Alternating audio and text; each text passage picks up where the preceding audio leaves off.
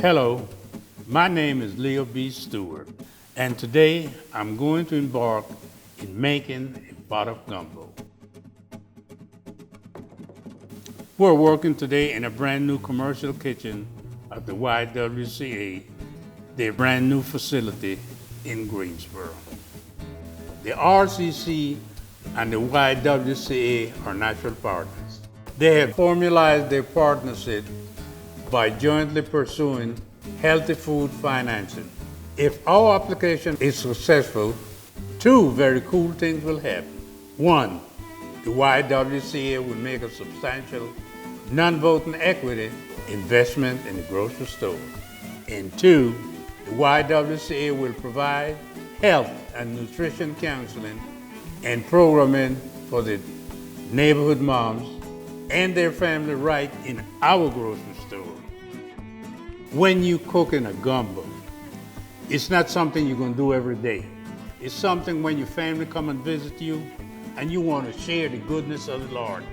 That's when you're fixing your gumbo. When you eat this gumbo, let me tell you all something. I got a daughter in New York and she comes home every year, and when she come home, that's what she wants, her gumbo. She don't want me to fix gumbo for nobody else but her. And my girl don't play.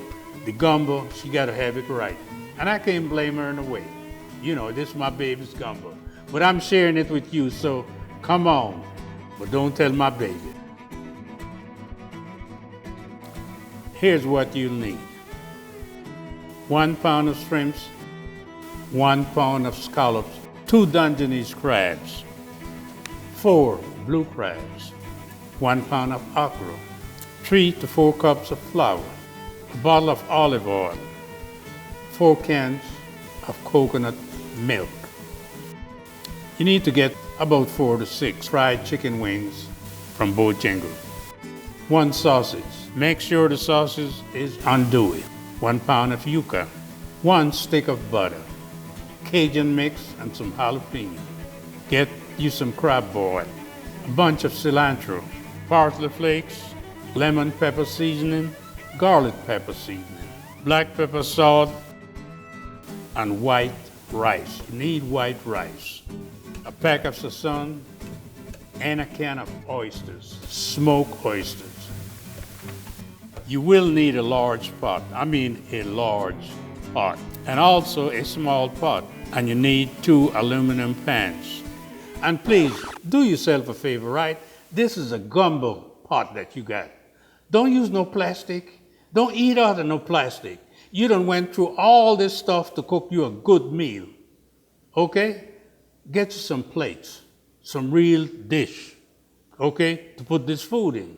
Because if you don't put it in a real dish, you're doing yourself a disservice. You done spend all this money to make this good food, and you're gonna eat it out of a paper plate? Please, be good to yourself, Okay, when you have this big pot and you have the small pot, what you need to do is put water in the pot, because you're gonna put the scallops in it and you're gonna put the shrimps in it. Then after that, in the big pot now, you get the Dungeness crab and the blue crabs.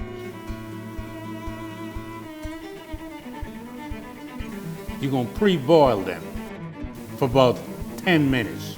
After they pre-boil, you throw the water out and put them in a pan. Okra has a head on it. You cut that head off and you're gonna throw that away. And the okra itself is about 4 inches. What you do with that, you cut the okra in 2 pieces and then you boil it. The okra needs to be cooked by itself. When the okra is boiled for about 10 or 15 minutes, you pour all that water out, because that water is rubbish. You don't need that in there. They have 2 kinds of yuca. One you could get frozen, and one you could get the yuca that you have to peel yourself. If you get the fresh yuca that you don't peel yourself, you cut it about 1.5 inch pieces. You got to peel the skin off, and then you split them. That's what you do with your yuca. Then you get the bell pepper. In the grocery store now, they have the package of bell peppers that you have the red, you have the green, you have the yellow. You use about 2 of every kind and cut them up. and also cut up the onion and cilantro. Okay, what you're gonna do with your andouille sausage before you put it in the pot, you need a real sharp knife, because when you cut your ingredients and your sausage, you need to cut it right. Your sausage, you cut it about 1 inch apart. It's just enough to put in your mouth, and you could enjoy it like that. Okay, on your chicken wings, you need about 4 to 6 chicken wings. And what you're gonna do, where it have the elbow here, you cut your chicken wings in 2. The rice shouldn't take you no more than about 25 minutes to cook. What you do, you wash your rice off first, you put it in a small pot, and you put some oil in there, and you stir fry that rice. Let it stir fry for about 10 minutes. Then you add some water in it, because when the rice is cooked, you don't want a soft rice.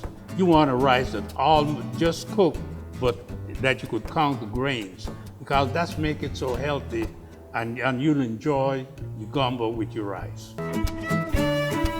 The 4 cans of coconut milk, you get them ready, but before you put the coconut milk in, you empty everything out the big pot. You put your olive oil in the big pot and your flour in it, and you're gonna stir fry it till it becomes brown. After it becomes brown, then you put your stuff in there.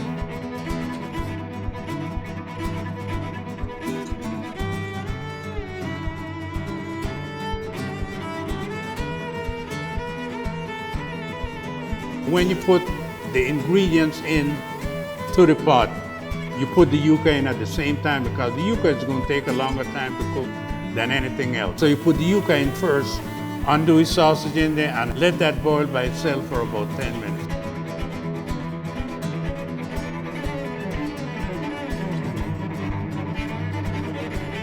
What you're looking for in the yuca when you take a piece out to eat it, you're looking for it to be well done.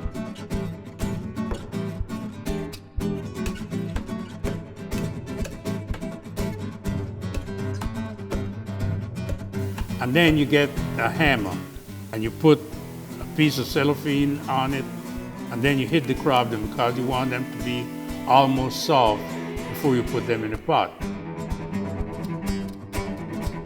After you clean all that, after it's almost done, you put your dungeness and your blue crabs in there.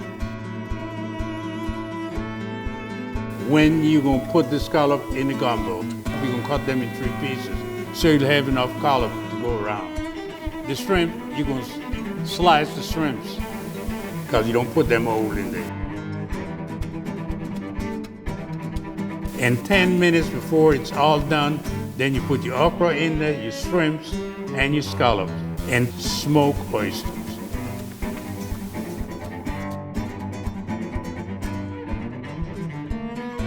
And let me tell you something, this gumbo is ready. I hope you're hungry. Come on and enjoy it with me. That was fun. I can't wait till next year when we open the RCC right here in this neighborhood. You know, Northeast Greensboro is coming to be and to stand on its own 2 feet. We've changed for a better life, for a better neighborhood. I have a few friends that I'm persuading them to become a member of the RCC. And I explain to them that they don't have to be here, because I'm representing them here in Greensboro. But they need to be a member of this wonderful organization, because it's an ownership. Not only being a member, we own this place. But come on and be a part of what we're doing.